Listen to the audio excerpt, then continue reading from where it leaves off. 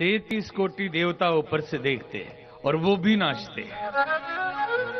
अब ये वाली बारात जब पहुंची तो जो लोग लेने आए मिलने के लिए आधे बेहोश हो गए। इस दूल्हे को देख के सांप, बिच्छू, भभूति, खोपड़ी लगाए हुए आधे भाग गए, कुछ बेहोश हो गए।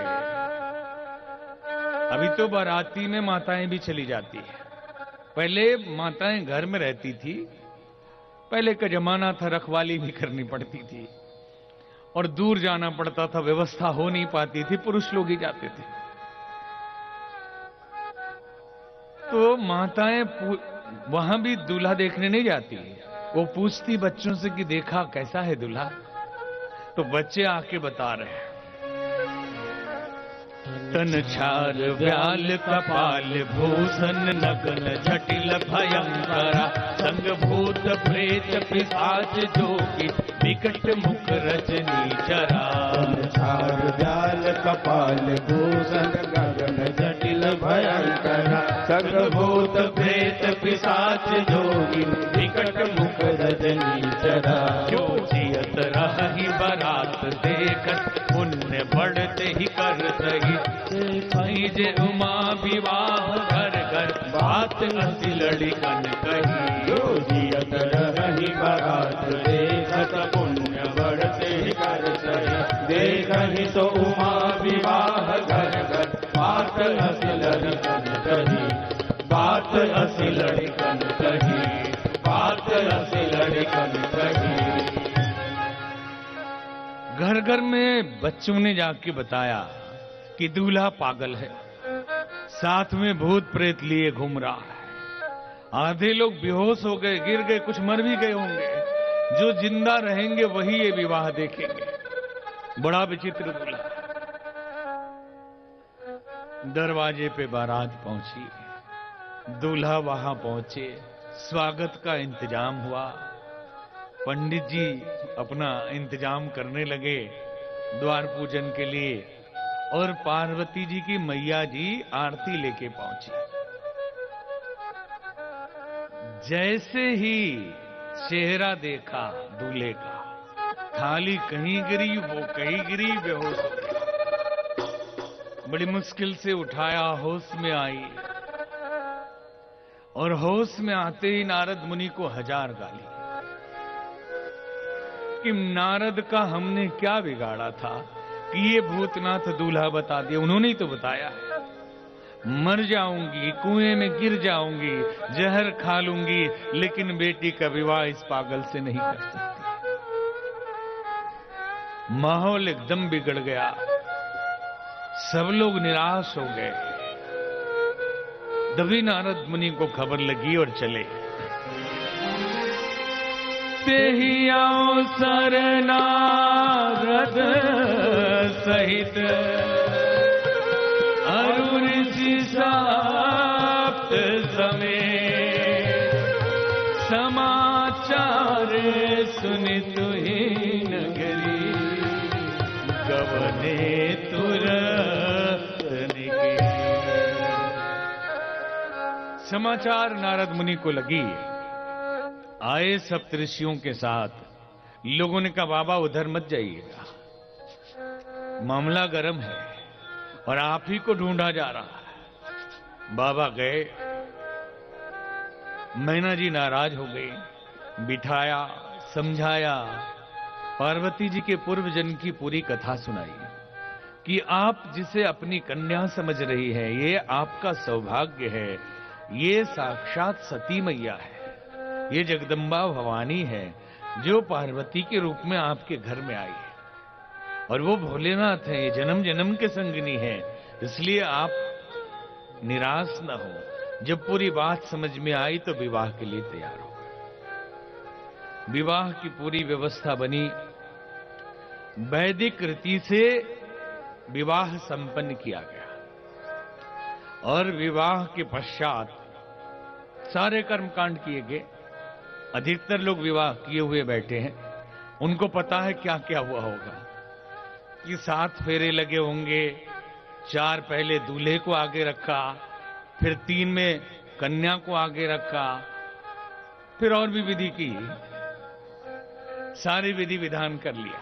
और करने के बाद अक्सर ये होता है कि हर मां अपने बेटी को सारी शिक्षाएं देती है, लेकिन आखिरी में अपने दामाद को बुला के धीरे से कुछ समझाती है कि बेटा, मैंने बेटी को बहुत सिखाया है, सारे संस्कार दिए हैं, लेकिन कुछ त्रुटि हो तो संभाल लेना। मेरी गलती भले ही मान लेना, लेकिन आप नाराज नहीं होना कि मैंने आपको अब सौंप दिया है, ये अब आपकी अर्धांगिनी है। सिखाते हैं, समझाते हैं, आपको हमसे अधिक अनुभव होगा। तो वैसे ही पार्वती जी की मैया जी भोलेनाथ के पास गई अकेले में और उनको सिखाती है। नाथ उमा मम प्राण सम गृह किंकरी करे हो, क्षमहु सकल अपराध अब होई प्रसन्न वर देहु। हे नाथ, हे भोलेनाथ, उमा मेरी प्राणों से प्रिय है, मैंने सारे संस्कार दे दिए हैं, लेकिन कोई अपराध हो जाए तो क्षमा कर दीजिएगा। और फिर क्योंकि पुत्री बोझ नहीं होती, पुत्री पवित्र किए कुल दो। कहते एक बेटा हो घर में तो एक ही घर को बर्बाद करेगा या एक ही घर का नाम रोशन करेगा, और बेटी हो जाए तो माँ बाप के घर को भी रोशन करती है और ससुराल के घर को भी रोशन करती है। सुना स्वामी रामतीर्थ ने अपनी डायरी में लिखा, कहीं पहाड़ की चढ़ाई चढ़ रहे थे और एक बालक, एक वृद्ध आदमी अपनी बेटी को कंधे पे लिए जा रहा था। तो बोले कि इस बोझ को क्यों ढो रहे हैं, उतार दीजिए। तो उसका जो जवाब था कि स्वामी जी, ये बोझ नहीं बेटी है, और मैं अपनी बेटी को अपने कंधे पे लेके जाऊंगा, ये बोझ नहीं है। तो सिखाया मैना जी ने पार्वती जी को सब कुछ। पहले के जमाने में संस्कार देकर विदा किया जाता था। बेटी को क्या देते थे? अरे जो दहेज दिया, दान दिया, वो अलग बात है, लेकिन जो सबसे बड़ी चीज देते थे वो संस्कार देते थे, और ये गुण देते थे कि जहां जाए उस घर को संभाल ले, वही घर उसका है। ये परंपरा, इस घर में भी दूसरे घर से कन्या आएगी और इस घर की भी कन्या दूसरे घर में जाएगी। पहले संस्कार देकर विदा करते थे, अभी क्या देते हैं? अभी अहंकार दे के विदा करते हैं। बेटी इतना दहेज दिया है, चिंता मत करना, देख लेंगे, जवाब दे देना। और जब से ये फोन आया, माता जी घुसी रहती बेटी के घर में, बेटी आज क्या बना तेरे घर में? अच्छा आज क्या हुआ? सासू ने ऐसा बोल दिया, तू भी जवाब दे देना। हम है ना, देख लेंगे। कितने घर टूट गए हमने देखा है। अगर उससे विवेक से पर छोड़ देते वो संभाल लेती, लेकिन फोन कर करके उसके घर को बर्बाद कर दिया माताओं ने। और ये माताएं पता नहीं क्या सोचती, उसकी बेटी बेटी है और उसके घर जो बेटी आई वो बेटी नहीं है। कहती हैं कि जब से पराई आई घर बर्बाद कर दिया, जैसे ये पैदा हुई उसी घर में। इतना सीरियल देखती हैं कि कभी सास भी बहू थी, फिर भी समझ में नहीं आता।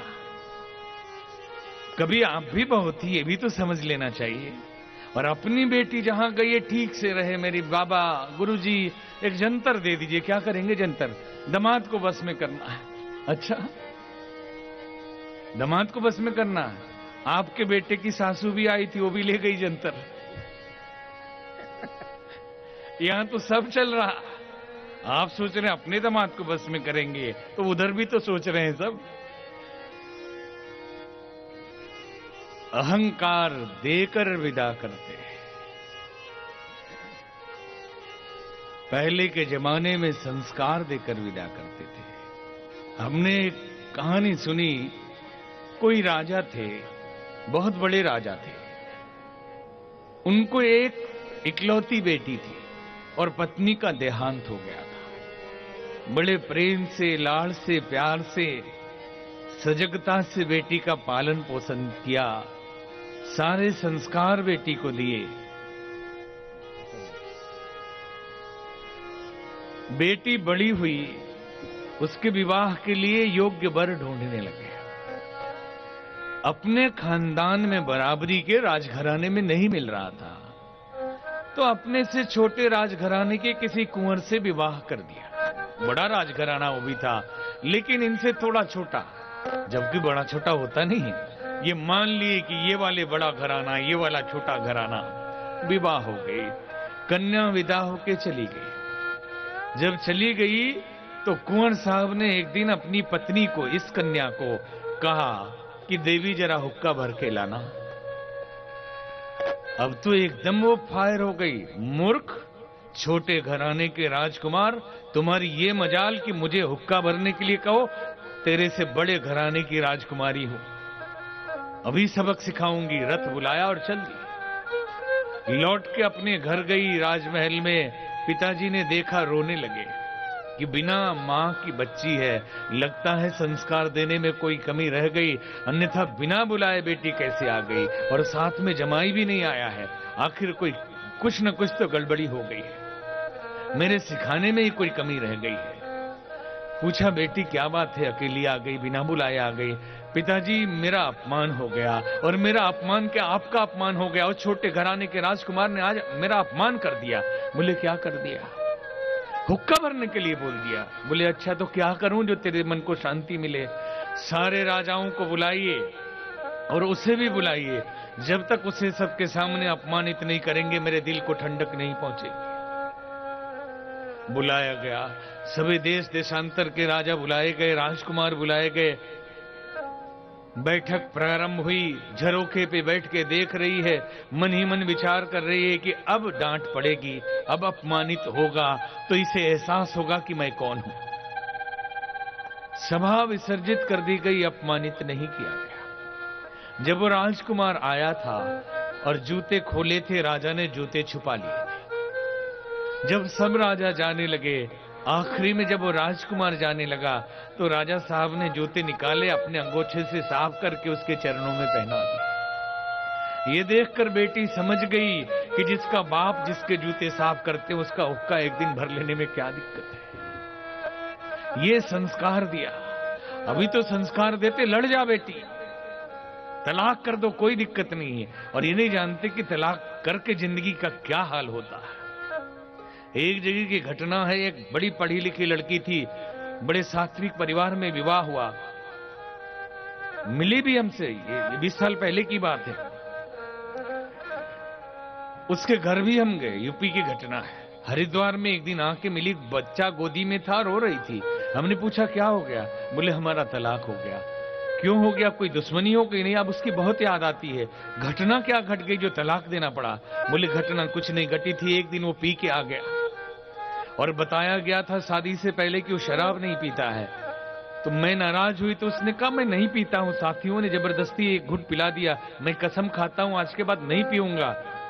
लेकिन लड़की मानी नहीं कि तुम शराबी हो, झूठे हो, तुम्हारा बाप भी ऐसा ही होगा, पूरा खानदान ऐसा होगा। अब बात बिगड़ गई, बाप और खानदान पे गई तो लड़के ने एक झापड़ मार दिया। अब उसने फोन देवता को उठाया और मम्मी को फोन कर दिया। मम्मी, आज मेरी बहुत पिटाई हुई, शराबी लोग हैं, पूरे खानदान ऐसे ही गए गुजरे, इनके घर में बंदूक है, कहीं गोली ना मार दे। मम्मी ने कहा कि चिंता न करो बेटी, मैं पुलिस लेके आ रही। बात कुछ नहीं थी। अरे एक झापड़ एक दिन लग गई थी, अगले दिन शांत हो जाता तो तू भी लगा लेती एक झापड़ चुपके से, क्या फर्क पड़ता था, घर तो बच जाता। मम्मी को बताने की जरूरत क्या थी? और मम्मी भी इतनी समझदार, बोलती कि बेटी बर्दाश्त कर लो, आके समझाएंगे। पुलिस लेके आ गई, पुलिस कस्टडी में बेटी को निकाला और तलाक करवा दिया माँ बाप ने। अब लड़की को पति की याद आती, क्योंकि कोई बात ही नहीं थी, एक दिन गुस्से में हुआ था, तो रोज गुस्से में होते रहता है। पति पत्नी जिंदगी भर लड़ते रहते, कोई अलग थोड़े हो जाते हैं। है या नहीं? सही बात, साथ ही रहते हैं। लेकिन अगर बाहर का इंटरफेरेंस हुआ तो संबंध टूट जाते हैं। इस तरह से संस्कारों का अभाव आज है। मैया पार्वती जी को सिखाती है, क्या कहती है? करे हूं सदा शंकर पद पूजा, करे हूं सदा शंकर पद पूजा, नारी धर्मपति देव न दूजा, नारी धर्मपति देव न दूजा, करे हूं सदा वचन कहत भारे लोचन बारी, वचन कहत भारे लोचन बारी, बहुरी लाई पूर लीन कुमारी, बहुरी लाई उर लीन कुमारी, करे हूं सदा। बेटी सदा शिव जी की पूजा करना, नारी के लिए पति से बड़ा दूसरा कोई देवता नहीं होता। उन्होंने तो समझा दिया। आज का जमाना हो, ह्यूमन राइट्स, महिला आंदोलन, पति ही देवता, पत्नी क्या है फिर? ये प्रश्न उठा देंगी ना, ये कैसे लिख दिया कि पति ही देवता है? तो ये समझ लेना कि पति को तो देवता आप बना रही हैं, शादी होते ही आप पहले ही देवी बन गई। कभी शादी होने के बाद आपने देखा कि लखविंदर खुराना नाम है मान लो, या अशोक गोयल नाम है, या राम अग्रवाल नाम है, कुछ भी जो भी है, तो शादी होने के बाद रामदेव हो गए, वो राम ही रहे ना। लखविंदर देव हो गए, अशोक देव हो गए, महेश देव हो गए, नरेश देव हो गए, नहीं हुए ना। लेकिन आप लोग तो शादी होती विमला देवी, कमला देवी, निर्मला देवी, पुष्पा देवी, गीता देवी, सुनीता देवी, सब देवी। अब पूजिए देवी को। देवी तो बन ही गई ना, तो देवी होगी तो देवता भी तो चाहिए। तो कहा कि पति से बढ़ के दूसरा कोई देवता नहीं, इसलिए वैसा आदर करना। और गले से लिपटती है, रोती है, वचन कहत भरे लोचन बारी, आंखों से अश्रुधार बहने लगा। और बार बार पार्वती जी को पकड़ लेती है, गले से लगाती है, छोड़ती नहीं। अब लोग खड़े हैं कि ले जाना है, विदा करना है, वो छोड़ने को तैयार नहीं। और पूरे घर भर के लोग, गांव भर के लोग, सब रोना मचा हुआ है, सारे लोग रो रहे हैं, चिल्ला रहे हैं, पूरा माहौल बदला हुआ है। और आप ये ना सोचना कि केवल महिलाएं रो रही हैं, पुरुष भी रो रहे हैं। कहते हैं पिता लोग नहीं रोते, रोते हैं, आंसू भले दिखाई न दे, लेकिन वो भी रोते हैं। एक सेठ जी हमारे पास एक दिन आए, उन्होंने कहा बाबा मुझे नींद नहीं आती, एक हफ्ते से मैं सो नहीं पाता। हमने पूछा क्या बात हो गई? मेरी बेटी का विवाह तय हो गया। हमने कहा हमने तो सुना कि जिनकी बेटियों का विवाह तय नहीं होता उनको नींद नहीं आती, और आपकी तो बेटी का विवाह तय हो गया, खुश होना चाहिए। बोलिए कि मैं अपना एहसास आपको बता रहा हूं, मैं अपनी अनुभूति आपको बता रहा हूं कि पहले ये ख्याल कभी नहीं आया जब तक शादी तय नहीं हुई थी। और जैसे ही शादी तय हुआ सब याद आने लगा कि बचपन से उंगली पकड़ के मैं ले जाता था, पेंसिल पकड़ के लिखना सिखाता था, कपड़े मैं पहनाता था, उसके हर इच्छा का ख्याल मैं रखता था। आज वो दूसरे के घर चली जाएगी, वहां कोई भी उसका अपना नहीं होगा, वो किससे बात करेगी, किससे सामान मांगेगी, अगर कोई तकलीफ होगा तो किसे वो सुनाएगी। ये सोच सोच के मैं रात भर रोता हूं, सो नहीं पाता।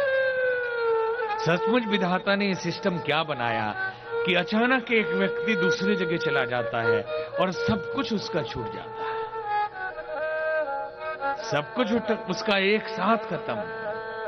अभी तो शहरों में मैच्योर हो गए, मैच्योर क्या के संवेदनहीन हो गए, जिसे हम मॉडर्न मैच्योरिटी कहते हैं। ये संवेदनहीनता है। माँ बाप के लिए संवेदना नहीं, एक आंसू नहीं गिरता। पति पत्नी चल दिए गाड़ी में बैठ के, हो गई शादी, उधर रहो तुम, जरूरत नहीं है। हमने ये भी देखा गांव में कि शादी हो गई, लड़की जाने को तैयार नहीं, पकड़ के जबरदस्ती गाड़ी में बिठाते, डोली में बिठाते देखा। जबरदस्ती वो चिल्ला रही है, एक हफ्ते तो बीमार रहती वो चिल्लाने के कारण, कि सब छूट रहे हैं, लगता है कलेजा फट गया। ऐसा भाव, ऐसी संवेदना, वो प्रेम। अभी तो प्रेम ही नहीं बचा तो क्या।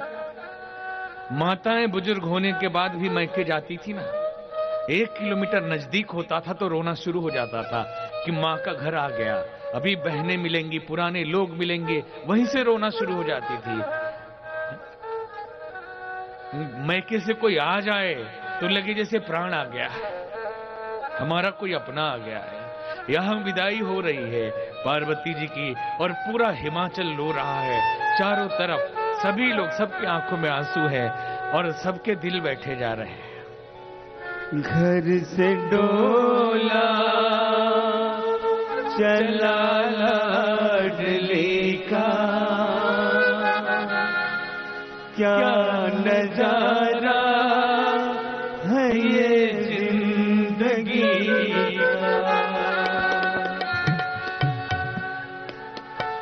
घर से डोला चला लाडली का, क्या नजारा है ये जिंदगी का।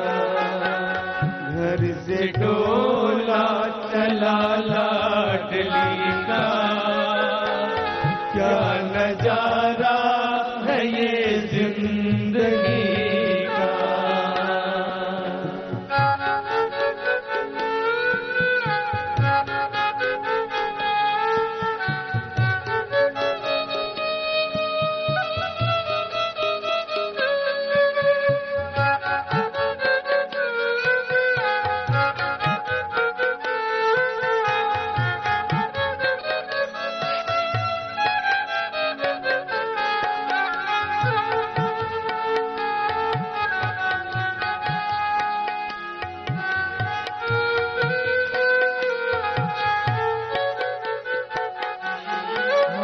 हमसे जुदा हो रही है, घर की यादों में वो खो रही है।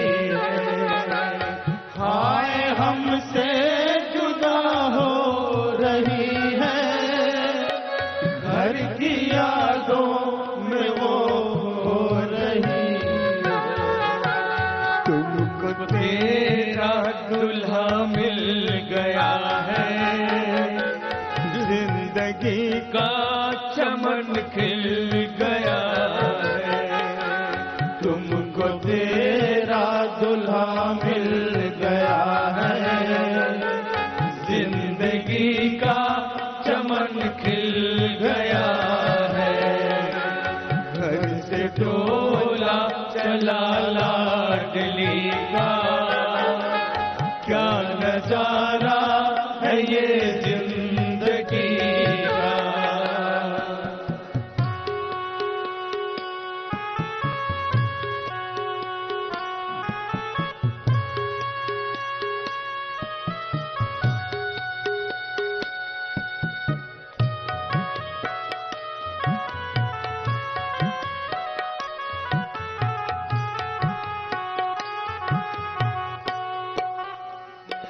जा चली जान घूंघट में रो तू, सारे घर को नगम में डुबो तू।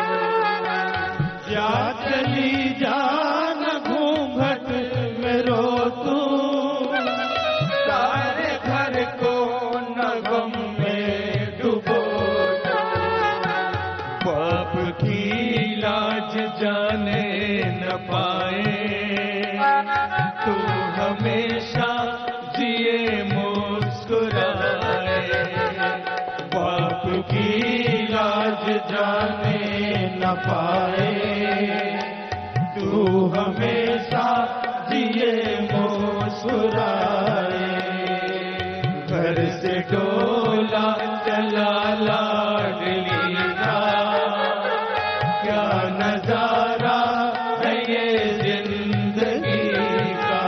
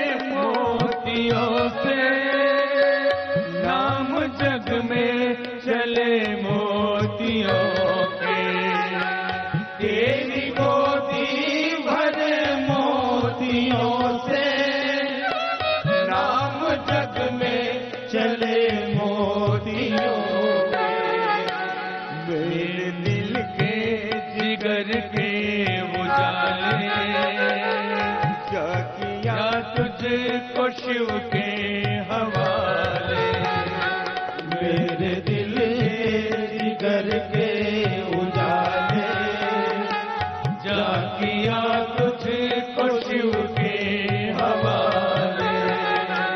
घर से डोला चला लाडली का, क्या नजारा है ये जिंदगी का। घर से डोला चला लाडली का, क्या नजारा है ये जिंदगी का। क्या नजारा है ये जिंदगी का। क्या नजारा है ये जिंदगी का। विदाई हो गई। कैलाश पर्वत पहुंचे। बहुत काल तक वहां निवास किया। कार्तिकेय जी और गणेश जी का जन्म हुआ। कार्तिकेय जी ने तारकासुर का वध किया। गोस्वामी जी ने वर्णन किया, जग जान सन्मुख जन्म कर्म प्रताप पुरुषारथ महा, तेहि हेतु मैं ऋषिकेतु सुत कर चरित संक्षेप ही कहा। जग जान सन्मुख जन्म कर्म प्रताप पुरुषायत महा, तेहि हेतु मैं ऋषिकेतु सुत कर चरित संक्षेप ही कहा। उमा शंभु विवाह जे नर नारी कहहि, जे गावहि कल्याण काज विवाह मंगल सर्वदा सुख पावहि। यह उमा शंभु विवाह जे नर नारी कहहि, जे गावहि कल्याण काज विवाह मंगल सर्वदा सुख पावहि। सर्वदा सुख पावहि। सर्वदा सुख पावहि।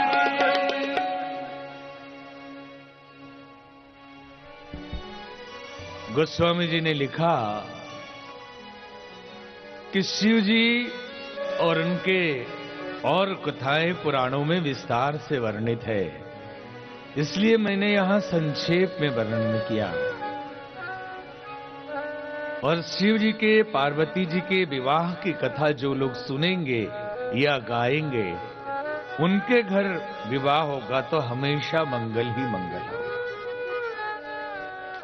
ये कथा प्रयाग में चल रही है। याज्ञवल्क्य ऋषि भरद्वाज जी को ये कथा सुना रहे हैं।